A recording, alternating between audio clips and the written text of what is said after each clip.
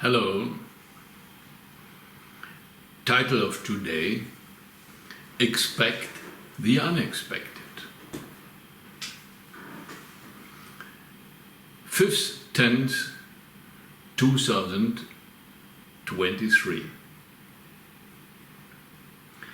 If at the root of everything inside the created universe are but vibrations of different types, nature and characteristics, the physical world is part of it. The manifestations of these vibrations in our universe, as conceived by us, originate consequent energy, sensations, form, and matter.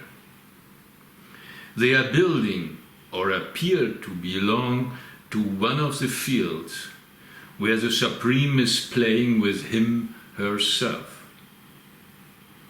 These created fields constitute one of the great mysteries of Source. And as such, we are meant to enjoy it as well. In India, this is called Maya. 29th August 2017. During the fourth active action I experienced and became aware of by some unknown force influencing my life, the nature of the operation changed. It appeared that I had to focus much more on my personal development, while the active role of other people receded to the background. After my successful escape from behind the Iron Curtain, a period of several years started, where the very structure of my psychological patterns came much more into the forefront and had to be worked upon. My own willingness to deal with myself became paramount.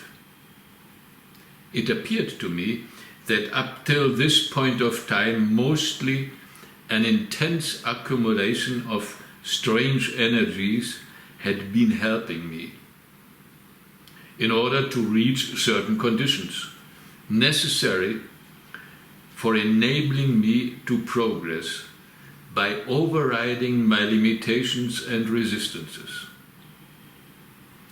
These were simply eliminated by the sheer strength of the involved forces. But from a certain point onward, I had to start to directly work on myself. And I was not happy about it. Up till this period, I never had been consciously and deliberately dealing with myself, nor with my psychological patterns and structures. Psychological work, that is, consistently and laboriously searching for and eliminating blockages, imbalances, and impurities within our mental and energetic structures, is difficult and tiring. Often, the results seem doubtful and take a long time to be visible. Also, the subconscious layers interfere continuously. In the short run, it seems to be much easier to override resistances and mental blockages, to suppress and finally to deny them. And I was really good in this. And one of its examples was my attitude towards myself. Basically, I hated me, my body and my life, and I took this for granted. Dealing with oneself for real also requires that psychological processes are considered and executed from a neutral point of view. This by itself is not easy to reach. Further, the motive for active outer works, they say, must not be result-oriented. Don't be attached to anything. Even For most of the people, this sounds impossible, not to speak of someone like me, who, for whatever reason, was blocked seriously in major personal, mental, and energetic processes. In India, the first discipline to help in all of this is called Karma Yoga. I'm mentioning this here because at that time I had never heard of such ideas, and I was far away from achieving only the beginning of such a process. I basically represented a difficult case in many ways, and as a consequence, I subconsciously somehow was blaming the universe or others, not taking any responsibility. Years of struggle were waiting. Visible steps in my development were lacking. Blockages, resistances, and frustrations were coming massively into the game, and I had to be endured. Progress appeared to be extremely difficult for me, and I was searching refuge in that part of my mental and energetic system from where I could disappear into the beyond, separated from my outside personality. Many years I was seriously considering to become a hermit, to hide in some jungles. And one of my main activities in the outside world was to become a writer and as such change the world. I took up the studies of political science in Munich, and I was getting involved in politics, while my frustrations with life in general and with myself in particular were increasing. One part of me created the uncompromising radical revolutionary, while the other part cherished the spiritual seeker, who was looking desperately for a place anywhere in this universe where I could withdraw for good. Literally. I never managed to harmonize these different parts of me. I made secret arrangement to immigrate to Tahiti, or I wanted to become a priest in a cave in the mountains of Spain, or disappear in Siberia. I joined leftist movements, was spending months with simple families in Rome and Vienna, or I was working as a hard laborer on a farm in Spain fighting the Guardia Civil. Soon I discarded all of this while my frustrations grew. This period appeared to be my special Wanderjahre, the journeyman's years. By the way, did I forget to mention that even my parents and my sister managed to flee miraculously to the West as well, years after my escape? Another story. My life is full of this. Thus, then, the inner split in my personality not only was persisting, but even became stronger. As I never had learned to really integrate, I also never was dealing with the garbage accumulating in my mental beliefs that caused them. Each time when I was trying to express something from inside myself in normal life, or to find ways to live it out, my situation became worse. It resulted in one disaster or another, which I had to endure and overcome. I became a pathological split character, and eventually this unsustainable position took its toll on my body. At the age of 19, while testing the hard benches of the Munich University, I suffered 2 serious slip discs in my spine, with the left side of my back and leg being seriously paralyzed.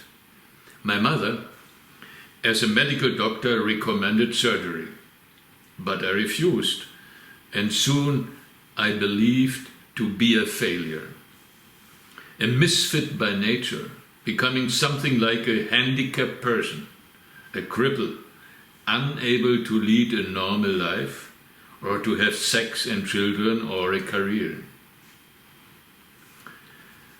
In my mind, I accepted this state, considering this to be my destiny, part of my game in this life. Because anyway, the world and myself in it, in my view, had to be changed radically. So no more diversions, no more giving in to reactionary, decadent temptations. The only path left for me was towards a better beyond. The rebel, the revoluzer, lost interest to march through the institutions or to destroy them. My physical body became a mess and soon would be discarded for sure. This was in the last 60s of the previous century. My mother kept on insisting on the surgery for me as I was really suffering. There was not a time, day or night, when I did not have excruciating pains. My left leg got numb up till the toes, and I was limping like a one-legged war veteran from Vietnam. But I was following my chosen path. My girlfriend at that time vehemently protested. We were living in Munich in her apartment, with our sex life going down the drain. As the split within me was intensifying, I had no clue of how to live out the occult side of myself in normal life and society. And as one of my mental patterns anyway was to keep on hiding, I continued to secretly relish and dream about moving to the beyond. Thus, when at this period in my life a unique opportunity for a complete reversal of my condition was setting in, it came utterly unexpected. It started when I decided to agree to meet an old friend of mine I knew from my life in East Germany. I'd gotten to know him at the seaside near the village where my parents had built their dacha. My friend had succeeded to get my telephone number in Munich from my parents, though I had asked them not to give my contact details to anybody, especially not to those who were connected to the period of our life behind the Iron Curtain. Germany was still divided. The Cold War was going on. The friend of mine who called me was still living in Hamburg with his wife and family. Recently, he had visited our village at the Baltics, where he was born and where our weekend house still was standing. He was working as a graphic designer. And I also knew his wife from before, a pretty rich, blonde, Hanseatic woman with blue eyes, many houses, and many kids. To cut the matter short, after his call, I decided to meet him at their residence in Hamburg. And it was during this visit that he told me about his newest discovery, a magic island in Denmark. It was located as well in the middle of the Baltic Sea, about 300 kilometers away from our dacha, where I had received major revelations in my life many years ago.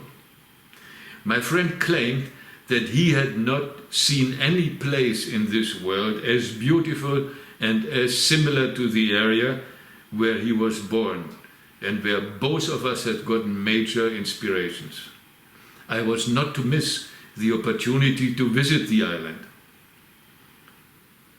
The dacha, he told me, had been taken over by the East German secret police. They were using it as a house for their operations, having put up large antennas and the bulletproof stone wall around the house. He knew all of this through his old connections in the village. So our dacha looked to be lost for good. If I wanted to remember and substitute it with another place, there was the new island now waiting for me. So I took action. A few months later, my girlfriend and I hit road. It was summer holiday. At the island, we put up a tent on top of a huge steep cliff, 100 meters above the beach, an incredible environment of breathtaking, stunning beauty. The place was overwhelming.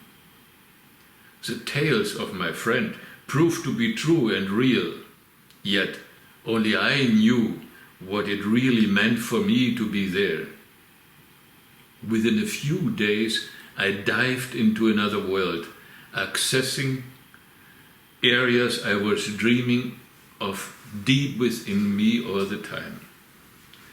The consequent climax came utterly unexpected. From the place where our tent was erected down to the beach, there was a wooden staircase leading down, at least 150 meters high, with the corresponding number of steps. On the first day, already I had given up to count them, because each step I took caused so much pain in my back and leg that I continuously was about to faint. With both arms and hands, I would support myself, climbing up and down, grasping the rails.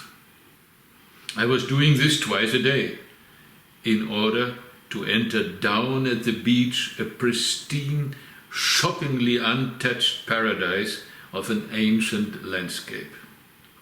There were only the sinfonia of the sea and the piercing call of seagulls. Major experiences were setting in. For once I was where I wanted to be, submerged in wonder, feeling deep gratitude and bliss. I was sucking in the energy like a dying man hoped to live on. Climbing up and down the staircase became a discipline for me, with the rewards for my efforts and the suffering beyond description. I gladly would have taken 100 times more of whatever was involved to get there. This was indeed where I belonged to. I even resumed writing poems, something which I had not done since years. The more I got sucked in to this part of myself, the less I expected the coming peak point. One early morning, I had climbed down the staircase. Usually, I was walking after reaching the beach barefoot in the shallow waters for hours, with no one human being around me. There were the sea, the stones, the sky, the sound of the wind and the waves, mixed with the cries of the thousands of seabirds which were living at the wall of the stiff cliff, a divine symphony of harmony and eternity, untouched since millions of years. No human being could have expected more. Then, while returning, as I again had to climb up the staircase, slowly, laboriously putting one foot after another on the steps, suppressing the pain, I was pulling me up with both hands at the wooden rails. Every now and then I had to recover. My left leg had no strength, only pain. Each time I put it down on the next corresponding step of the staircase, a sharp burning shot would race from the leg up into my back and into my brain, like a lightning flash, And how many times? 1,000 times more? Who cared? But then, with one very next step, with my left leg, towards the end of the staircase, setting the powerless limb again on the wood, I was propelled up into the air. Later I estimated that I must have been lifted for almost a meter. For when my body was crashing down on the staircase, it really hurt. The sensation of some kind of a magnetic force in my leg pushing me up, as well as a picture how I was flying, are preserved in my mind forever. Even if I kept and keep on trying to forget it.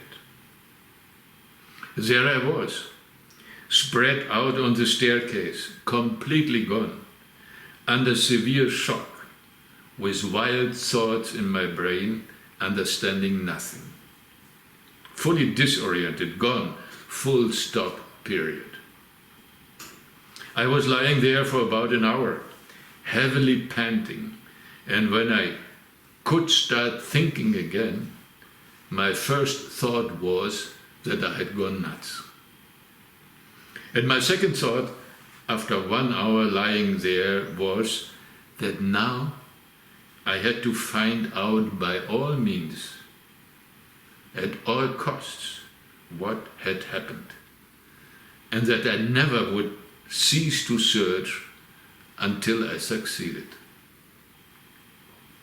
It was this event that later, back in Munich, pushed me directly into taking up Hatha Yoga lessons, to give up politics for good, and finally move to the colony in India, accepting the integral yoga of Sri Aurobindo. Tarot topic. How can I help the transformation of my body? The answer the Tarot gave: you will reach renewal and transformation. Past useless patterns will disappear. If you reconcile and integrate opposites by listening to your heart, be open to the message of divine love and follow your path. Destiny will guide you inside the entanglement of the world. Be done with the ways of mental limitations as a source of true knowledge. You have to faith in the guidance of the higher realms and enjoy your inner being. Thanks and namaste.